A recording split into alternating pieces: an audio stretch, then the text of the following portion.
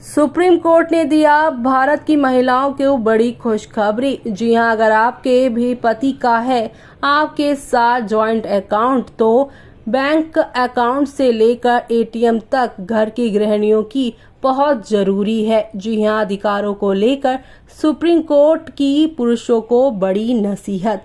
क्या है पूरा मामला और क्या है यहाँ पर अब महिलाओं के लिए खुशखबरी, जानेंगे विस्तार से। लेकिन तब तक आप हमारे चैनल टीसी न्यूज चैनल को लाइक एंड सब्सक्राइब करना ना भूलें। सुप्रीम कोर्ट ने तलाकशुदा मुस्लिम महिलाओं से जुड़े एक मामले पर फैसला सुनाते हुए महिलाओं के अधिकारों पर भी बात की है। कोर्ट ने कहा है कि भारतीय पुरुषों को अपनी पत्नियों को आर्थिक तौर पर सशक्त करने की जरूरत है। कोर्ट ने कहा है कि महिलाएं अपने परिवार की देखभाल के लिए पूरा दिन काम करती हैं, वो निस्वार्थ रूप से ऐसा करती हैं। इसके बदले में उन्हें किसी भी तरह के फेवर की उम्मीद नहीं होती है। ऐसे में उन्हें आर्थिक रूप से सुरक्षित महसूस कराने की जरूरत है। अदालत ने कहा है कि हमें लगता है कि भारतीय पुरुष को आर्थिक रूप से असक्षम पत्नियों की आर्थिक तौर पर मदद करने की जरूरत है, उन्हें सशक्त करने की जरूरत है। पीठ ने कहा कि इस तरह के आर्थिक सशक्तिकरण से गृहिणियां परिवार में अधिक से सुरक्षित महसूस करती हैं। भारतीय पुरुषों को अपनी पत्नियों के घरेलू खर्चों के अलावा उनके निजी खर्चों का भी ध्यान रखना जरूरी है। इसके लिए जॉइंट बैंक अकाउंट से लेकर एटीएम तक गृहिणियों की पहुंच होना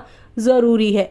जी हाँ, आपको बता दें, सुप्रीम कोर्ट ने बुधवार को अहम फैसले में कहा था कि कोई भी मुस्लिम तलाकशुदा महिला सीआरपीसी की धारा 125 के तहत पति से गुजारे भत्ता मिले की हकदार है। इस वजह से वो गुजारे भत्ते के लिए याचिका दायर कर सकती हैं। जस्टिस बीवी नागरत्ना और जस्टिस जॉर्ज मसीह ने फैसला सुनाते हुए कहा है कि मुस्लिम महिला भरण पोषण के लिए कानूनी अधिकार का इस्तेमाल कर सकती हैं। वो इससे संबंधित दंड प्रक्रिया संहिता की धारा 125 के तहत याचिका दायर कर सकती हैं। सुप्रीम कोर्ट ने कहा है कि ये धारा सभी विवाहित महिलाओं पर लागू होती है, फिर चाहे उनका धर्म कुछ भी हो। मुस्लिम महिलाएं भी इस प्रावधान का सहारा ले सकती हैं और हिंदू महिलाएं भी। ऐसे में कोर्ट ने एक बार फिर से कहा है कि मुस्लिम महिला अपने पति के खिलाफ धारा 125 सीआरपीसी के तहत भरण पोषण के लिए याचिकाएं दायर कर सकती हैं। क्या है पूरा मामला, तो आपको बता दें कि अब्दुल समद नाम के एक मुस्लिम शख्स ने पत्नी को गुजारा भत्ता देने के तेलंगाना हाई कोर्ट के आदेश को सुप्रीम कोर्ट में चुनौती दी थी। सुप्रीम कोर्ट में शख्स ने दलील दी थी कि तलाकशुदा मुस्लिम महिला सीआरपीसी की धारा 125 के तहत याचिका दायर करने की हकदार नहीं है। महिला को मुस्लिम महिला अधिनियम 1986 अधिनियम के प्रावधानों के तहत ही चलना होगा। ऐसे में कोर्ट के सामने सवाल था कि इस केस में मुस्लिम महिला अधिनियम 1986 को प्राथमिकता मिलनी चाहिए या सीआरपीसी की धारा 125 को।